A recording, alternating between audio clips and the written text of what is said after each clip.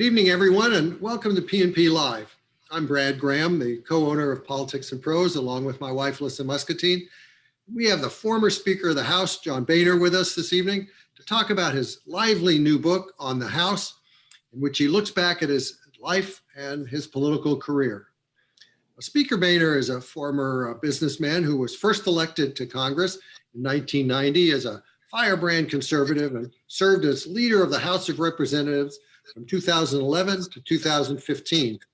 He resigned on his own accord, though amid increasing discord in his own caucus. Today, he's employed by the lobbying firm Squire Patton Boggs as a strategic advisor. And he's gained some attention in recent years as an advocate for the cannabis industry. In On the House, he tells lots of tales and does so with characteristic folksiness and flair. He reminisces about his middle class upbringing in Cincinnati, offers colorful anecdotes about Washington politics, and delivers pointed criticisms of former colleagues as well as adversaries. He also has some choice words about what's happened to the Republican Party, portraying it as having become extreme, perverse, and inhabited by crazies and kooks. All of which is why the book is being received, as a New York Times review put it, is more entertaining than the standard halls of power narrative. Speaker Boehner will be in conversation with David Drucker, senior correspondent for the Washington Examiner, and an experienced observer of Congress, campaigns, and national political trends. And one brief housekeeping note before we begin the talk. To post a question at any point during the event, just click on the Q&A icon, which is down there at the bottom of your screens. So Speaker Boehner and David, take it away. Thank you so much, and it's really an honor to be here tonight. Mr. Speaker, thanks for taking some time from Marco Island, where I know you'd rather be looking at a sunset, but I will try and make this as painless as possible. Not too painless, but as much as I can. Well, it's good to be, David, it's good to be with you, and I appreciate everyone who's tuned in tonight, and look forward to an interesting conversation. Well, look, we're here obviously to talk about your book On the House, and just in case anybody's missed the fun cover, I came with the wine because it just seemed like it fit the event, and it was really a great read. And I just, one editorial comment, usually people of some political import retire from politics and write a tell-all, and they don't tell us anything. And I'd like to thank you for the entertainment, but for the honesty in the book. It was a joy to read. It was also enlightening.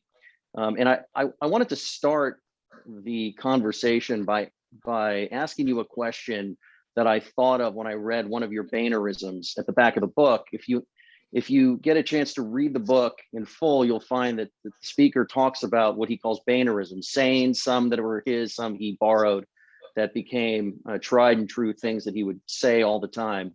And one of them was this, sir, quote, "The mark of a good leader is to prepare those who will succeed you."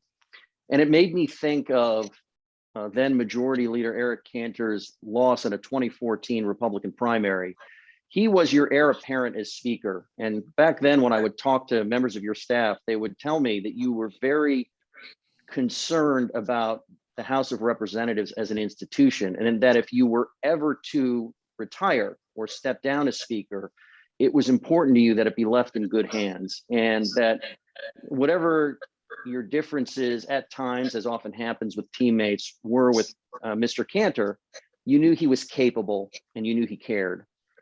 When he lost that primary, how did it impact the arc of your career in terms of when you thought you would be able to step away and when you would feel comfortable stepping away?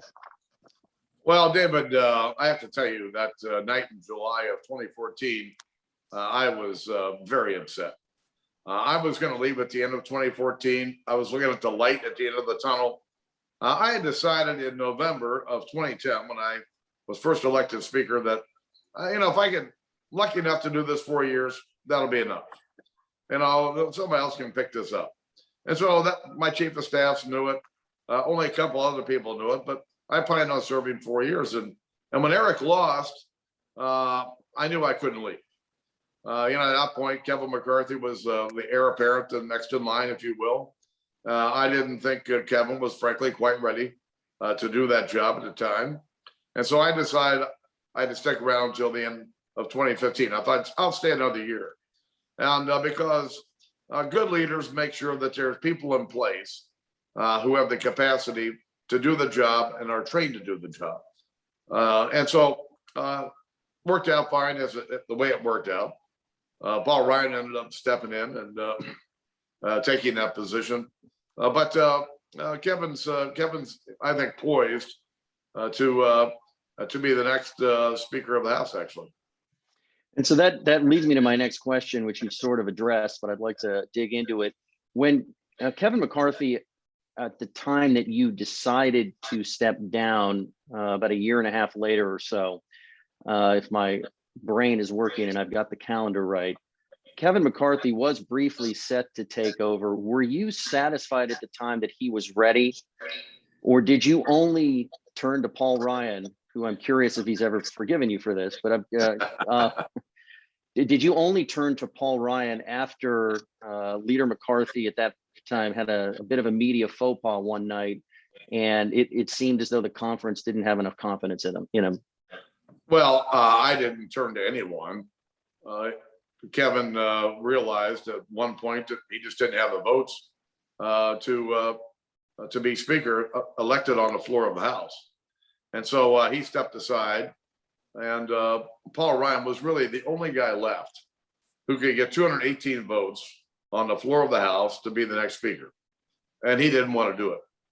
I called him 4 times one afternoon in, I don't know, October of 2015. I don't want to do this. I don't want to do this. Paul, what do you think God wants you to do? I laid every ounce of Catholic guilt I could on him. And in the middle of all this, I called Mike Summers in. I said, Summers, call Cardinal Dolan. Cardinal Dolan's the Archbishop of New York, a longtime friend of mine, and former Archbishop of Milwaukee and friend of Paul Ryan. And so Summers called Cardinal Dolan and laid out the problem, and we asked the Cardinal Dolan to call Paul Ryan. Well, he did. And about a half hour later, Ryan called me and said, would you please stop? My God, you've got the Cardinal calling me. I said, if you don't say yes soon, I'm going to have the Pope calling your sorry rear end. And so I think it worked out. It worked out fine for everyone. These are always very difficult transitions, but I think the way Paul Ryan handled it, and frankly, the way I think Kevin McCarthy is moving into this role, I think it's all good. Very interesting. I love the touch with the Cardinal. It's something I didn't know, and it's fascinating. You write at length about President Ford, and it's funny as your little golf course tale was, where he was jumping up and down, spouting expletives, which was enjoyable. You talked a few times in the book about the things that he taught you about the House as an institution, but I was wondering if you could elaborate on that, because I was really curious what it was that he taught you or imparted to you about the House that informed your leadership and your speakership. Well, I think there were 2 things in my relationship with Jerry Ford that come out in the book, and things that I felt. One is that he never really cared about being president, never cared about being vice president. All he ever really wanted was to be Speaker of the House. And he must have told me this, I don't know, 24 times. And in telling me how much he wanted to be Speaker, it was because of his love of the institution. And he would just share stories about the institution, the people in the institution, all the years he was there. And I'm riding with him in a golf cart. I don't know, probably 12 times over the years. And probably the guy who planted the seed in my head that my goal ought to be the Speaker of the House. Wonderful man. We had a great time together, but boy, was he a competitor. Maybe not had all the talent in the world when it comes to golf, but boy, he loved to compete. Interesting. A few years ago, I was at the Republican National Committee building, and as you know, but not everybody may be aware, the National Republican Congressional Committee has a floor in that building, and I was up there for some reason or another, and I wandered by an old poster of the Gang of Seven, and I should have stolen the poster because I think it's probably a museum piece, but it made me think about the fact that you were sort of, as you might say, the original jackass, right? You talk a lot in your book about the malcontents that you had to deal with. But I wanted to ask you, when you look back at, I'm sure, how annoying your senior peers thought you were when you went after the House Bank and the House Restaurant, when you actually hired outside counsel and sued the House of Representatives. How do you assess the difference between what you and some of your colleagues did back then with how some of the rabble rousers, particularly in the House Freedom Caucus on the Republican side, but in general, what is the difference between you then and them now? Oh, I think it's pretty straightforward. I saw abuses in the House and the way the place was being run. I and others, freshman Republicans, exposed some of the abuses in the House Bank and the House Restaurant System and the House Post Office. People went to jail. But we were dealing with real things, trying to clean up the institution, strengthen the institution, and the way that differs from some of the knuckleheads I dealt with. And the knuckleheads and I never fought over policy. We all believed in the same things as Republicans. It was always over tactics. In their case, it was all or nothing. They wanted all their way, or they weren't going to play ball at all. Well, if I thought I could succeed in politics that way, I might have done the same way. But that's not how our system works. And, I, like Reagan, believe if you can win 3/4 of a loaf and live to fight for the rest of the loaf, why not take the deal, lock it down, and go on? But that wasn't good enough for some of the more radical members of the caucus. A lot of these men and women that have arrived in the last decade or so, they assume Congress is corrupt from the get-go, and they run against a very corrupt Congress. And a lot of voters agree with them, but that's another story. When you were first running for Congress, did you know what you were going to see when you got there? Were you running against a corrupt Congress, or did you get there and say, oh my God, I can't believe everybody's on the take? Well, first, when I ran for Congress, I ran as a typical conservative Republican, fighting for a smaller, less costly, and more accountable federal government. Plain and simple. No demagoguery in the institution or anybody that was there. It was about policy. And when I got there, listen, it wasn't like I was some sleuth. When I came to the House Bank, two things happened. One, I became a member, and they told me the only way you can get paid is to get an account at the House Bank. I didn't want an account at the House Bank. I had plenty of bank accounts in Ohio. I wanted to wire my check to Ohio. We can't do that. If you want to get paid, you have to have an account at the House Bank. So I had an account at the House Bank. And it was about 9 months later, when USA Today, I was reading the paper, and the bottom of page, 6 in the lower left-hand corner, there was this little article, footnote almost, that said the General Accounting Office had just completed their 1990 audit of the House of Representatives Bank. And they found that members had bounced 8,226 checks in 1990. I thought, well, that doesn't sound right. I mean, really? What the hell's going on over there? And so, I asked a few people a question about the House Bank, and I see them turn white on me. Now, I grew up in a bar. I can smell BS a mile away. And it didn't take me long to figure out there's something doesn't smell right here. And so we proceeded to, I and a couple of my Republican freshman colleagues proceeded to push people to try to get to the bottom of what the problem was. This bank had been around for 168 years. And they'd have problems in the 1800s, no problems that we're aware of in the 1900s. But it was a mess, as we found out much later. But we didn't know what we were running into. We were just trying, we saw something, looked like a problem, let's fix the problem. It wasn't any more complicated than that. I guess if only our problems were as simple as that today, it might be easier to fix. You said that you don't have a killer instinct, and I think a flavor of the book is that you never really get mad, and you didn't really believe in punitive retaliation, in part because you didn't think it worked. I just don't know if I believe the lack of killer instinct part. You arrive in Congress, you decide you want to be in leadership, you decide to become Speaker of the House, and that has to take some killer instinct. Or are you serious about that? No, listen, I had goals. I worked to achieve my goals. But I don't have a mean bone in my butt. My colleagues, my friends would say, Boehner, you gotta be meaner. You gotta be meaner. Well, I'm sorry, but I don't do mean. And frankly, I think doing mean undercuts what you're trying to accomplish. And so I just didn't do mean. I don't do anger. None of my staff ever saw me angry. None of my colleagues ever saw me angry because I don't do anger. It doesn't accomplish anything. But just because I was able to accomplish a lot, I did it by working hard, being honest with people, and building relationships with my colleagues along the way.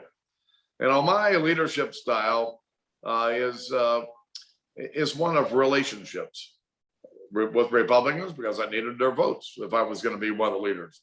Relationships with Democrats because at the end of the day, there were a lot of things I'd worked on early in my career and throughout my career where Democrats were involved, and we actually did things together. And so, but you can be successful without being mean and without having some killer instinct. Did it bother you when you had been in leadership and then were out, and you had to work your way back in, especially via a policy committee? And it's not that you didn't care about policy, but you start one way, and all of a sudden, in some sense, you're back where you started, and you have to make it all back. How did that feel? Well, in 1998, I was bounced out of the leadership. Gingrich had resigned. The members were angry. They tried to get Army, tried to get delay, but they nailed me. I should have raised a white flag. And in 1999 and 2000, I was in the wilderness. Most people who had been thrown out of leadership would have just resigned and gone home. I guess I wasn't that smart. And so I decided, all right, I'm going to go back to my committees and let my work speak for itself. I continue to raise money, help my colleagues. And then 2 years, after 98 or 99 and 2000, in 2001, I became chairman of the Education and Workforce Committee, which really gave me an opportunity to polish up my policy chops, my legislating chops, to show people I could be a legislator as well. The last speaker who had been committee chairman was Tom Foley back in the 1980s, late 80s. Well, I'm sorry, late 80s, early 90s, and so when I ran for majority leader in 2006, I was running as the chairman of the Education and Workforce Committee. It was just a little bit different of an angle than those who were already in the leadership. But it was a long road back. Another theme of your book is sort of the breakdown of governing in Washington. There's not enough bipartisanship where it's possible, and there's not enough deal making, and there's not enough trying to solve problems, if I'm understanding you correctly in the book. And I just wanted to ask you one question. I remember after President Obama was elected, and his first big initiative was a big, huge stimulus bill. I think it was about $900 billion. It's not the kind of money Republicans like to spend. But I remember a lot of us that were observers of presidential politics, Capitol Hill politics, were somewhat amazed that you were able to hold all of your members and vote against the bill. And the way we looked at it from an analytical standpoint was that even George W. Bush, your friend, who had narrowly won election in a controversial close race, sort of had his first 100 days where Democrats backed off and gave him something.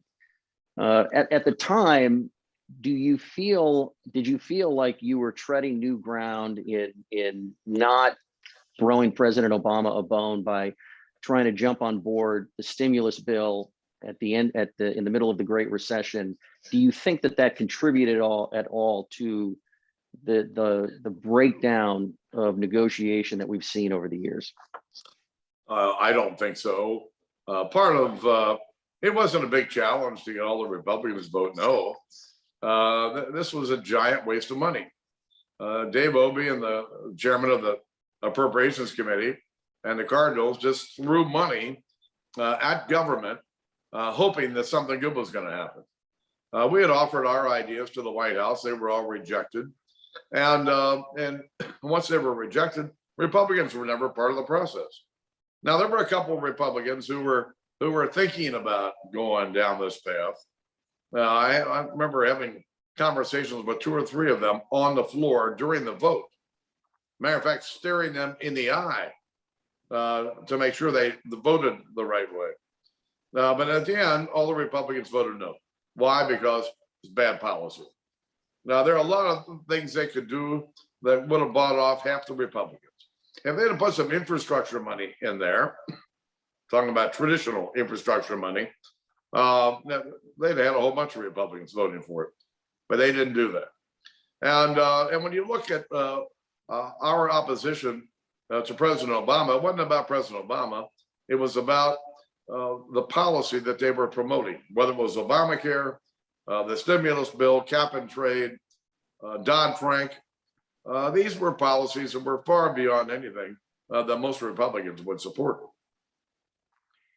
A little segue here. One thing I absolutely had never heard about you until I read your book was that you got your start in politics on a homeowners board. Yeah. Listen, I never thought I'd be involved in politics. I didn't know anything about politics. I didn't like politics. I was busy running my business, and I moved into this new neighborhood and went to this community picnic the next day, and one of my friends got me on the local homeowners board. And if you've been on a local homeowners board, it can be a pretty interesting place to get to know your neighbors and learn something about politics, although that's clearly was not what I was thinking. But anyway, by 1980, I became president of our homeowners association. And I thought we should take a more active interest in our growing community north of Cincinnati. And the board thought it was a great idea as long as I did it. So, I used to go to some school board meetings and township trustee meetings. And then a buddy of mine was a township trustee. I knew him because we played golf together. He passed away on a golf course. And so for whatever reason, they came to me and said, why don't you run? Well, the next thing I know, I'm in a race for township trustee, 4 people running for 2 seats. And, my name looks like Boehner, and nobody's ever heard of me. But I knocked on every door in our township. I was about 31 years old. I knocked on every door in our township. And anyway, ended up being the leading vote getter. So, I'm a township trustee. Then I went to the state house. I was still running my business during all this time until 1990 when I went to Congress. But the idea that I was going to spend a career in politics, I just want to laugh about it because it was never something that ever crossed my mind. So it was just a happy accident. I mean, it was serendipity. There wasn't some hidden desire, and that was the way in. Like that was that simple.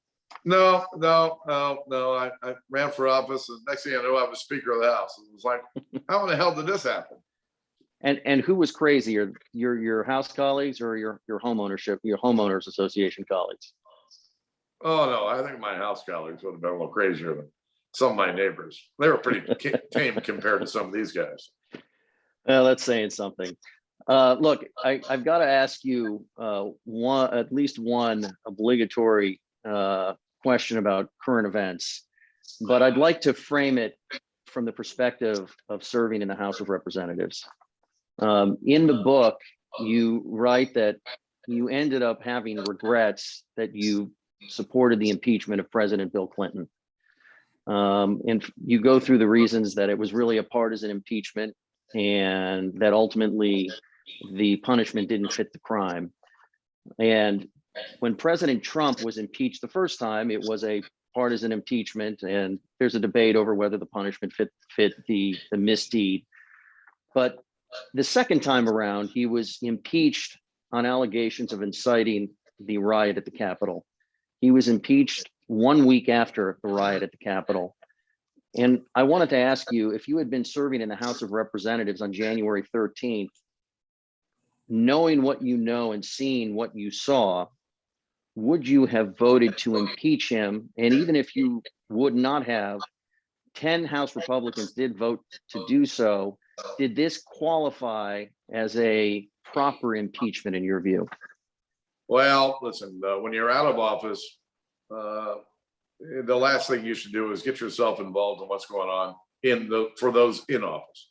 Governing is difficult. It's hard. And what they don't need is some has-been, some Monday morning quarterback throwing grenades at those that are serving. Now, I don't want to make it more difficult than it already is. Listen, in the book, I make it clear that I thought we got pushed into the impeachment, and hindsight's 2020. In retrospect, I thought it was wrong. What we learned in that is that while Bill Clinton violated the law, he perjured himself, it was an impeachable offense. If you don't have the American people behind you, then it's not going to go anywhere.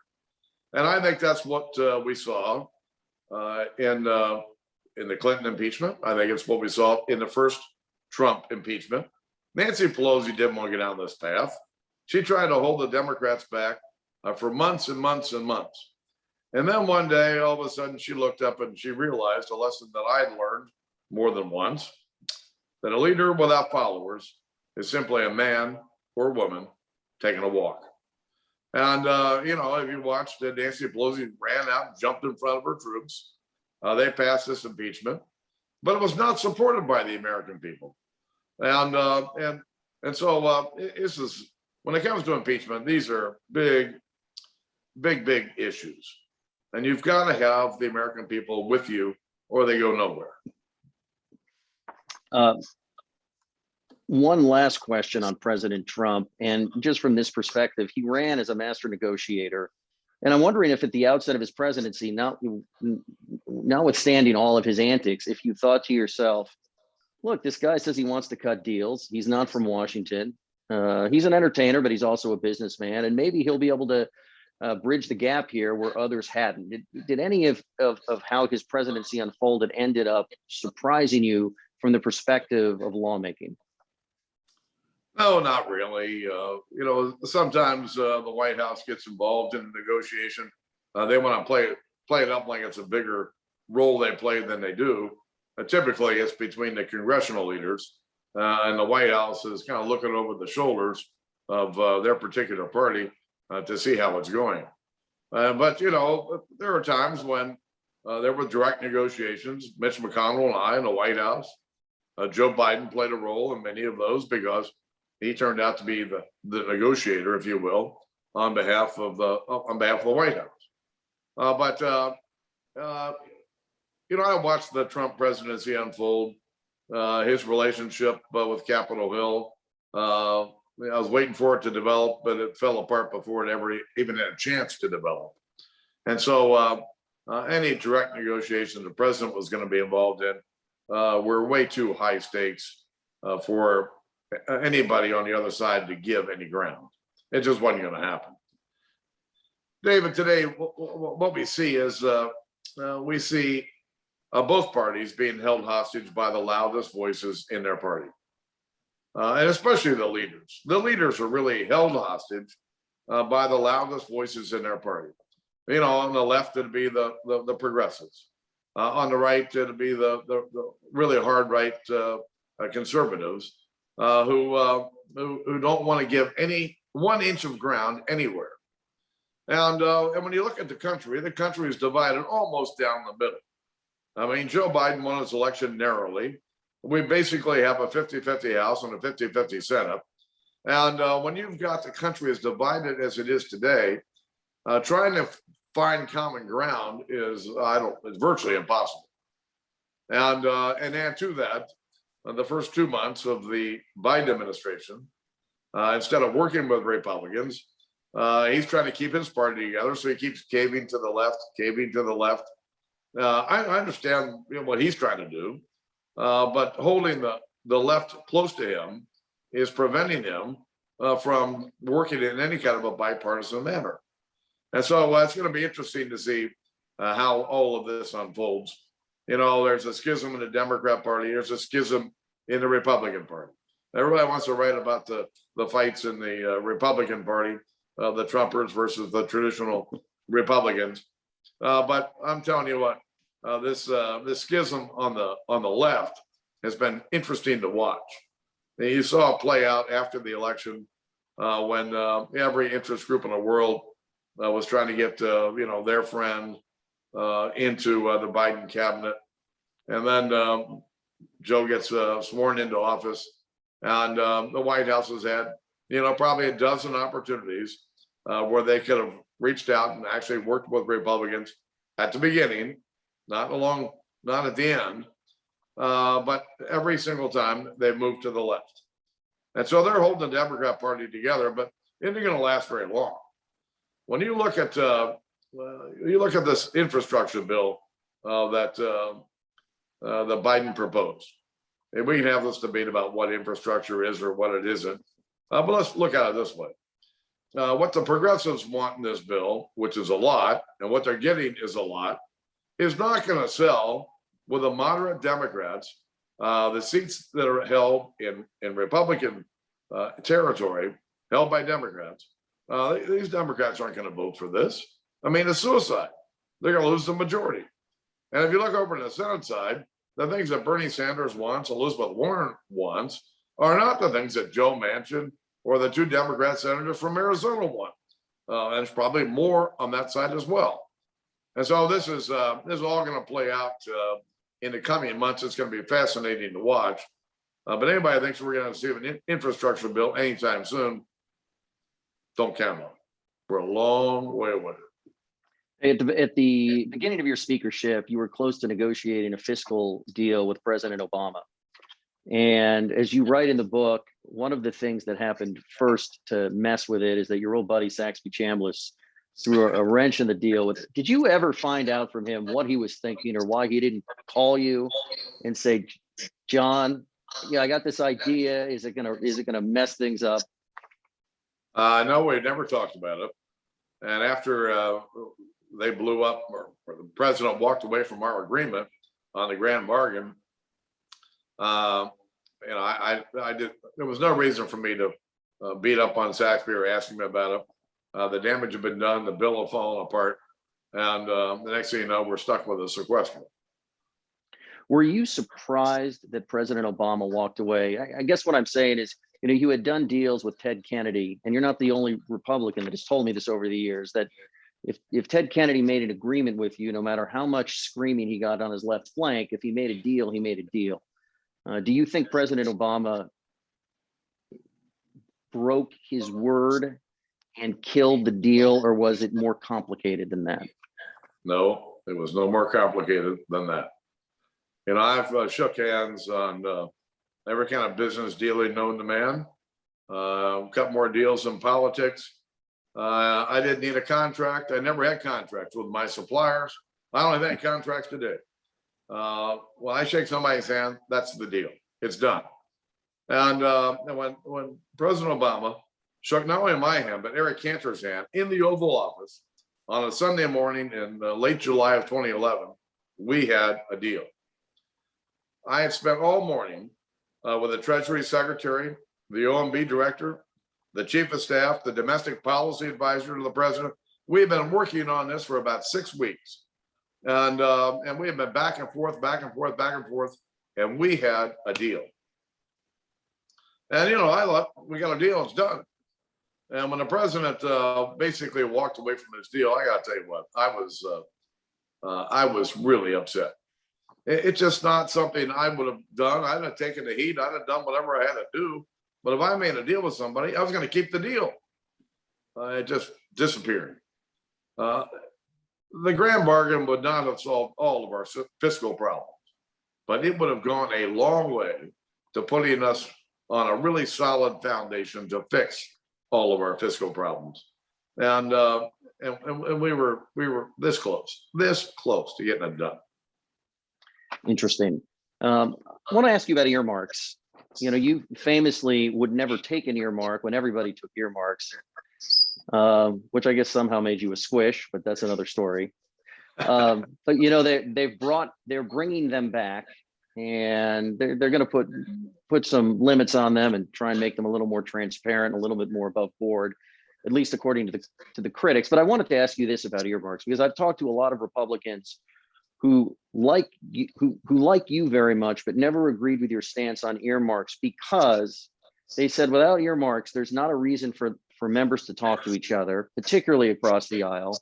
And it's much harder to get members to vote for an imperfect bill that, as you might say, wasn't pure, but would at least get you down the road towards whatever reform you wanted. And you could get these votes by slipping in earmarks.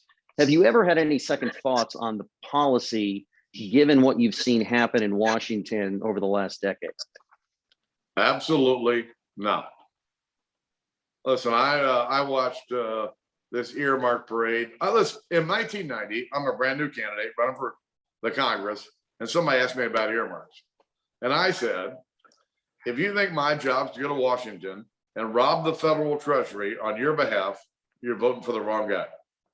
I said it, I meant it, never took an earmark. And so I get to Washington, and you know, I see all these earmarks in the first highway bill. This had to be 1991 or 1992. Big highway bill. I'm down on the floor railing against these earmarks. And Bud Schuster didn't like me a whole lot. But I came off, I finished my speech. I'm walking toward the back of the chamber. And next thing you know, I get thrown up against the back wall of the chamber. And Don Young's whips out this 10-inch knife and puts the blade at my throat. I got my head back against the wall. And he's screaming at me and screaming at me. And finally finished, and I looked at him and I went, screw you. One of the prouder moments of my career, actually. Listen, I never suggested all earmarks are bad. But a lot of them were a total waste of money. And then secondly, I saw earmarks used to buy votes, to get people to do what they didn't want to do because they were going to get a new bridge or a road in their district, which I thought, frankly, was pretty disgusting. You know, if you can't vote for the bill, you can't vote for the bill. And I know I made my job harder as speaker, but when I became speaker, I was damn sure we were going to have no earmarks. And of everybody who voted for me, all my Republican colleagues, they were all mad at me because I got rid of earmarks. And I said, listen, if you can come up with a way that'll make sure that this is open, transparent, can't be abused, you know, I'll consider it. But nobody ever presented a plan. And so we'll see what happens here. If it's open and transparent enough, maybe it'll work. But mark my words, it's just a matter of time before one of these earmarks ends up in the wrong hands. One of these earmarks turns out to be something different than what it was described. And this whole thing's going to blow up in somebody's face once again. Before we go to Q&A, I want to ask you just one more question, and that has to do with an ability to whip votes. Speaker Nancy Pelosi, your speaker now, was your counterpart then, and you took the gavel from her when you became speaker. The one thing she is known for is that she always can count votes and she can always get her vote.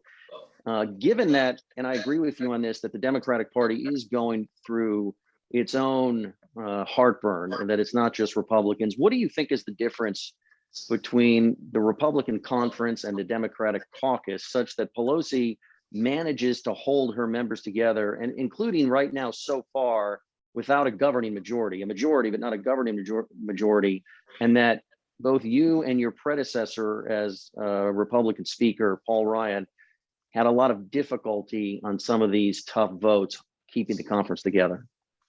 You know, Republicans by their very nature tend to be more independent minded, and Democrats by their nature tend to act more like a family.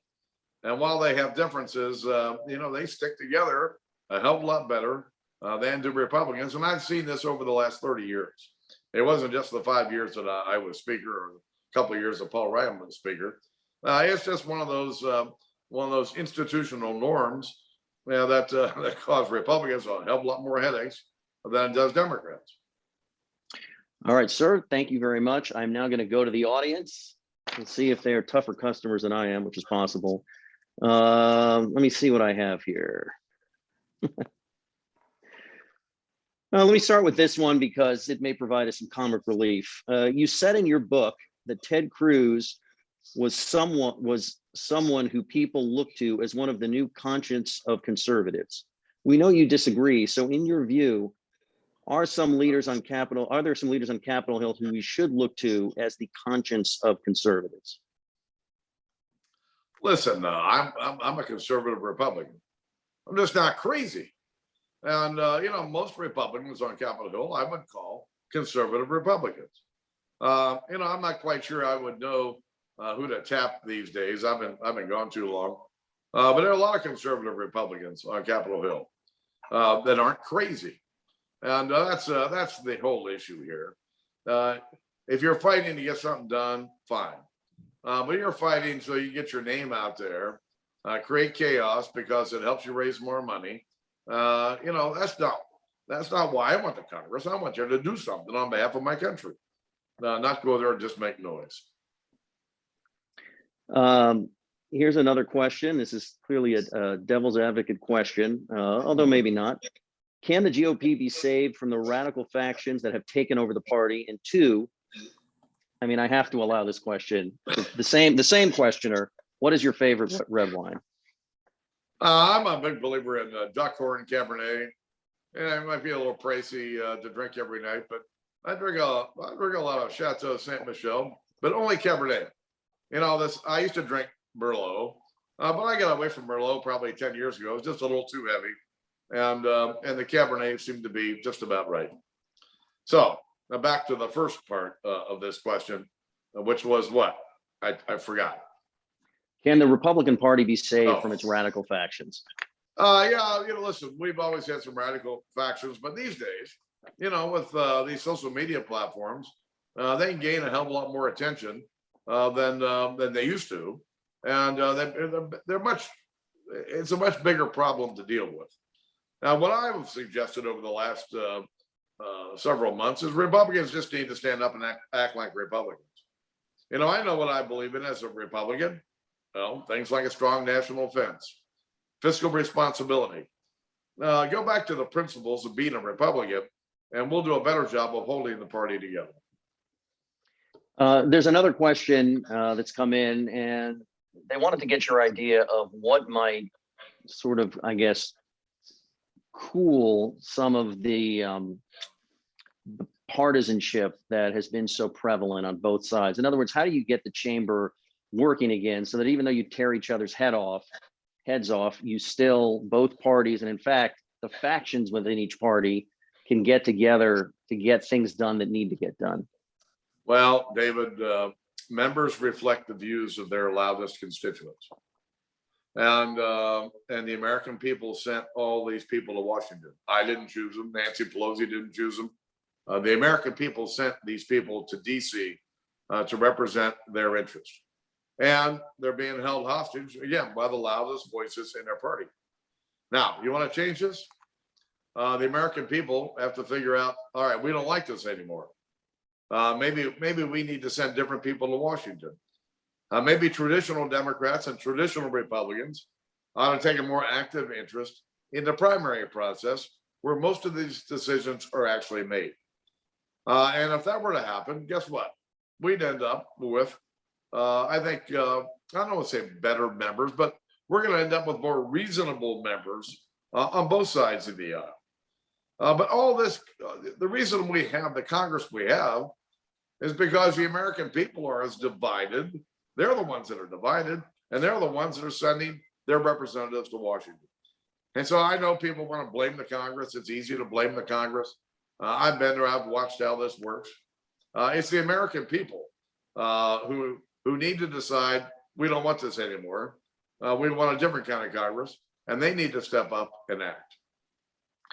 Do you think anything can be done that might facilitate the sort of relationships that people that served when you served often talk about? And you talk about this in the book a lot, and somebody has asked this question, but how you know, not every, you had to try to make friends, but that there was a lot of relationship building, and that people hung out and they got to know each other, and then that facilitated a lot of the negotiations that needed to get done. And there are some people in Washington who feel like the constant exiting back to the district to make sure voters don't think you've gone Washington, and so much togetherness among the parties with party lunches and party, you know, fundraisers after hours, makes it so that people don't really get together, get to know each other, and therefore can trust each other to do the kind of deals that you used to do.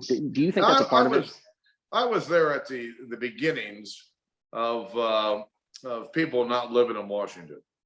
You know, there were a lot of people used to live in Washington. A lot of families lived in Washington. Members lived in DC.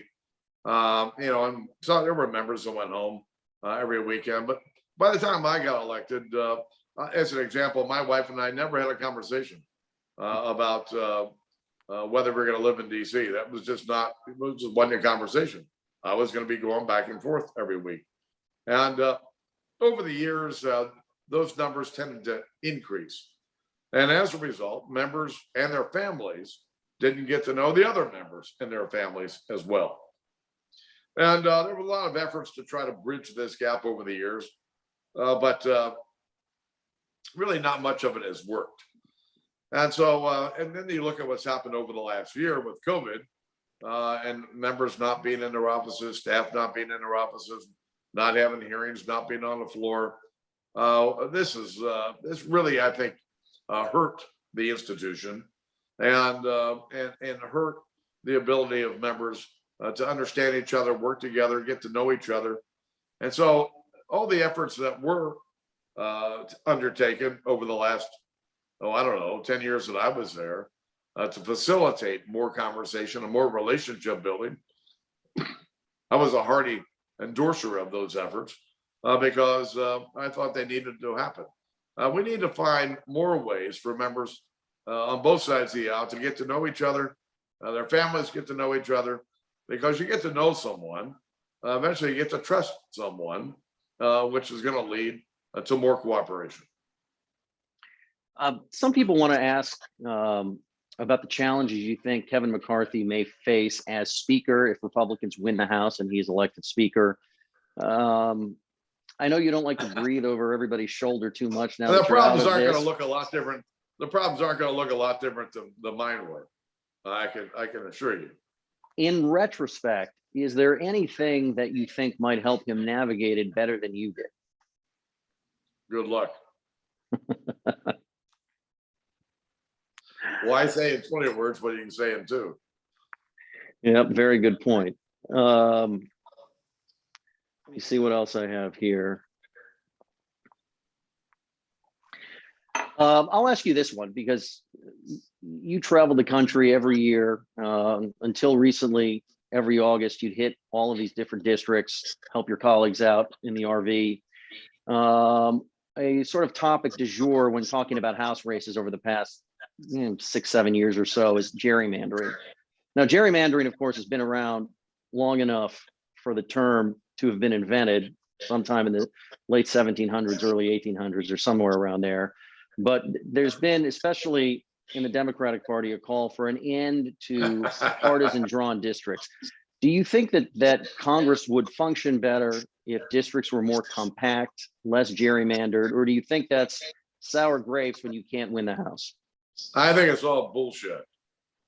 Listen, Democrats, by and large, had the pencil for about 50 years. You know, going back to FDR, they had the state legislatures. They drew the lines for about 50 years. And starting in the early 90s, Republicans started to get a piece of the pencil. And then in 2001, we had a bigger piece of the pencil. And by 2011, we pretty much had the pencil. And guess what? We drew districts that favor Republicans. Well, guess what? Democrats don't like it. No shit. So what do they want to do? Change the rules. They want to blame this and blame that on gerrymandering. Well, guess what? You start winning on state legislative seats, you can draw the lines. But after drawing the lines for 50 years, don't you think we ought to be able to do it at least for the last 30? Interesting. Is that clear enough? Is that clear enough? Nope, that's good. I got a bullshit out of you, which was part of my goal tonight. So I'm happy. Let me see what else I have for you.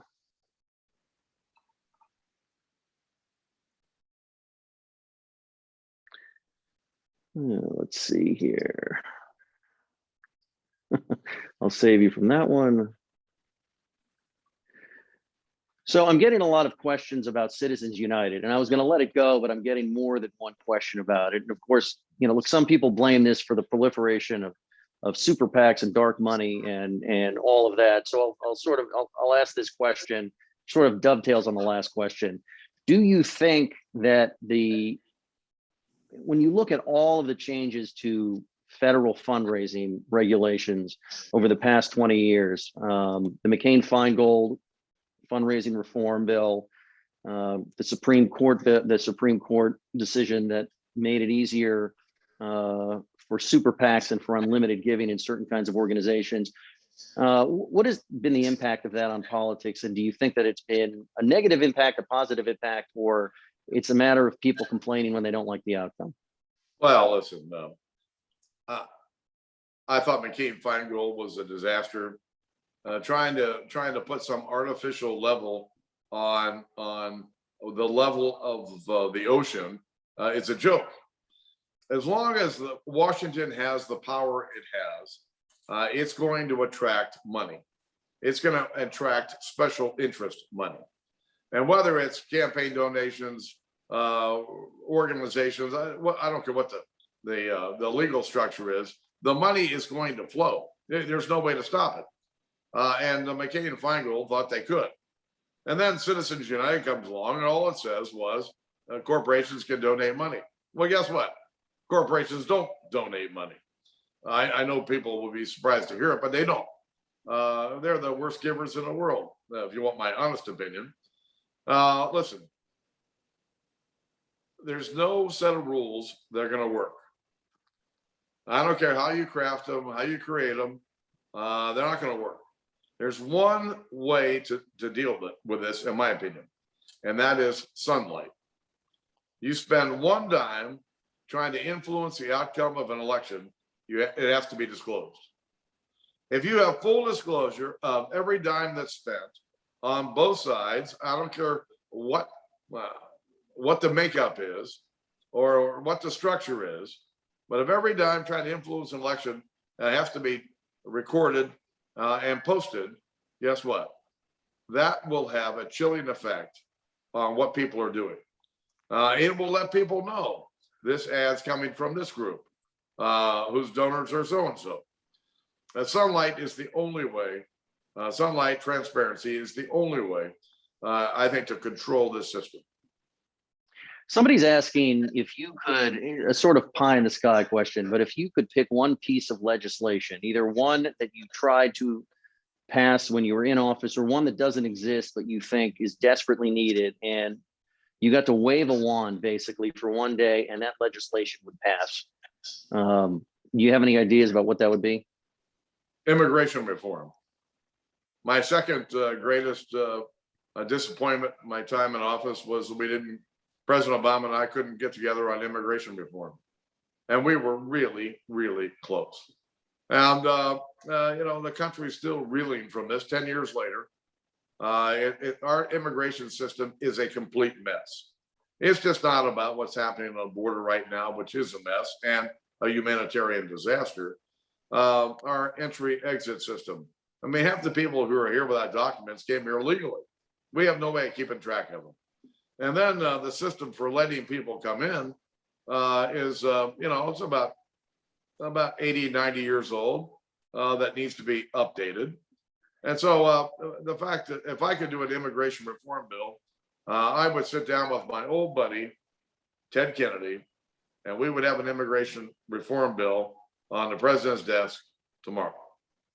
I'd like to follow up on that because you reminded me that even though it didn't get as much attention as the Gang of Eight in the Senate, there was a similar gang in the House, and you had helped put it together. And there were some pretty conservative members on the Republican side in that group that, if I recall, came pretty close to coming up with a framework, an agreed upon bipartisan framework for immigration reform. What ended up happening that broke that down? There were, there were 4 or 5 members on the Democrat side and the Republican side that had been meeting for, frankly, several years. You know, you got people like Sam Johnson. You know, Sam Johnson, you know, wasn't some wild-eyed moderate Republican. He was a hard-line conservative Republican from Texas. But we had some really good members there. At one point, Paul Ryan was part of this group, and they were within a whisker of a bipartisan immigration reform plan. And I'm begging President Obama, please quit pouring gasoline on this issue. We're getting very close to having an agreement. And no sooner than I talked to him about it, he'd go out there and light the ground on fire, where we just could never move it. It was a great disappointment, though, because we were frankly very close. Okay, we've got time for maybe 1 or 2 more here. Somebody's asking about the Chamber of Commerce, the United States Chamber of Commerce, and what appears to be their diminished power over the past couple of years, or diminished influence, at least on the Republican side of the aisle. But it reminded me about what seems to be some real tension right now between corporate America and the Republican Party. Now, normally, just given positions on taxes and regulations, even if they don't like each other, interests are aligned. But this seems like the potential for a real schism. What do you make of this friction right now? Do you think it's a flash in the pan, or is this something that could last and change things? I don't know. I'm not in office anymore. It's going to be whatever it's going to be. But having served on corporate boards and continuing to serve on corporate boards, you know, corporations have to answer to their shareholders. Their shareholders are the ones that make a lot of the decisions on behalf of the company, and you know, companies that get involved in politics in a big way, they're really opening themselves up for to be whipsawed by both sides of the political equation. I'm not sure it's a very good idea. And finally, our last question before we close things out. Easy one, but I think it might be interesting. Is there something that you miss about serving in Washington? And is there something that, of all the things you didn't like dealing with, this is the one you wake up every day and think to yourself, I'm really glad I don't have to deal with this today? No. I've never had one moment of remorse or regret about when I left, how I left. I wouldn't change anything about the 25 years that I spent there. I've been at peace. I was at peace with myself when I was there. I'm really more at peace with myself these days. Now, listen, I had a great run. It was a wonderful experience. You know, I was putting this book together, and I realized here I am, a kid who has 11 brothers and sisters, whose dad owns a bar, and I've met 10 presidents. I mean, look at that, 10 presidents of the United States that I've met. It doesn't even seem possible. And by the way, the same guy got elected Speaker of the House. You got to be kidding me. God bless you all. And thanks for the chance to be with you. Speaker John Boehner, thank you very much. And I kick it over to the guys at Politics and Prose. Fine moderating, David. And Speaker Boehner, I know you've been doing a good deal of interviewing since the book came out, and we especially appreciate that you took the time with us this evening. To everyone watching, thanks for tuning in. In case you haven't noticed, in the chat column, you'll find a link for purchasing copies of On the House. From all of us here at Politics and Prose, stay well and well read.